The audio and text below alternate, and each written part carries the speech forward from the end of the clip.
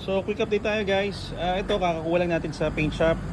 For road test yan. Medyo manginig yan. So malamang sa malamang M7 yan. Tingin ko engine support yan eh. Pero yung shifting niya okay naman, walang problema. Pero syempre i-road test pa natin yan. So check natin yung iba natin nakapila dito na for refresh.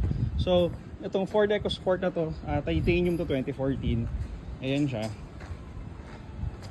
Kakadala lang namin ng clutch dito, tsaka yung shift fork niya. So ayun, yun yung clutch tinanggal na. And currently ayun yung boxes na yan, medyo busy lang sila doon para hindi sila mailang.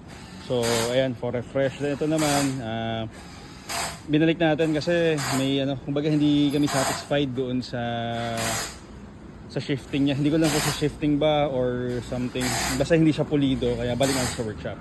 So alam niyo naman, kami yung nagro-road test, so alam namin yung mga goods sa hindi.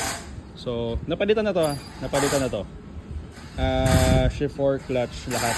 So hindi lang kami satisfied, kaya binalik natin dito sa workshop natin para i-check ulit ng mga mechanics natin. So ayan, then marami pa tayo actually.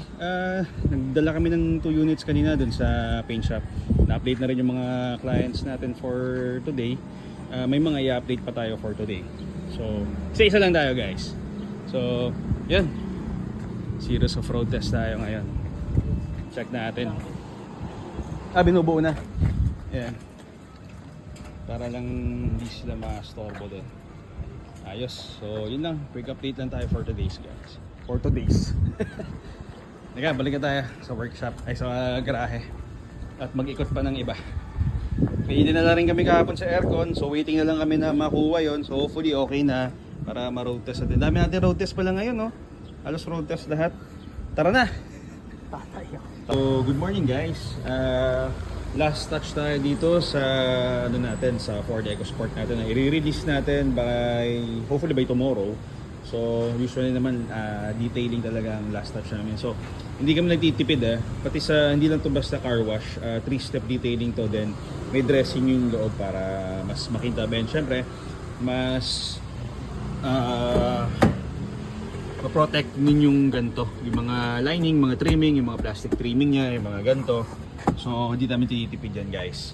Hindi lang yan tipong car wash lang, okay na yan, vacuum loob, tire black, then okay na, hindi kami ganon. So way back, kita nyo naman yung kintab, yung before and after nung unit before namin i-release. So hindi talaga kami nagtitipid dyan, quality pa rin yan hanggang sa dulo. Ayan siya, check nyo before and after pag na-feature ulit namin. So sana matuwa si ma'am, and for sure matutuwa yan. Ang layo kasi, yan ang itsura nya, yung mga dumi dito. Ayan, mga ganyan. Tayo nyo yung kintab nyan. So yun lang guys, salamat. So guys, punta naman tayo dito sa EcoSport na to. Ano na rin to, pinaprep na rin namin to for release. Bale, napalitan na yung gulong, narehistro na din to today, actually kayo na umaga. So ang last natin dito is yung ma-vibrate siya. So baka mamaya sa engine support to, na rin natin to mamaya sa ating under chassis specialist. So konting-konti na lang, mare-release na to. So last step again, parang yung white na Eco kanina, detailing din to. Hindi natin tinitipid dyan. So natin kung bukas, titanium pala to. Ayan, kung papansin medyo madumi yan. Usually pag mga ganyan, car wash muna yan para ma-check din namin kung ano yung ipapa-repaint. So ayun nga kaya namin kina-car wash muna at hindi muna pinapa-detailing pagkuha. Sayang kasi usually pinakamaganda niya last touch is detailing. Pinapa-car wash lang for the sake na makita yung mga scratches para alam natin kung ano yung ipapagawa dun sa paint. Actually na-repaint na rin to. Yan, repainted na rin yan. Detailing or buffing na lang ang kulang niyan para mas kumintab or mas lumitaw yung paint niya. Yan, prepping tayo. Yan din, yung celestial blue na yan, may maugong pa rin yan pag pumipreno parang maingay. Sa rotor yan, naka-order na tayo ng parts yan para mapalitan na din road test. Actually naka ano pa yata to sa O2 sensor niya. Yata hindi ako sure. So, pero ang concern namin kasi dyan is pag pumapreno maingay siya. So, antay tayo ng rotor disc na to. Order na rin tayo. Yan. So, yun lang guys for today.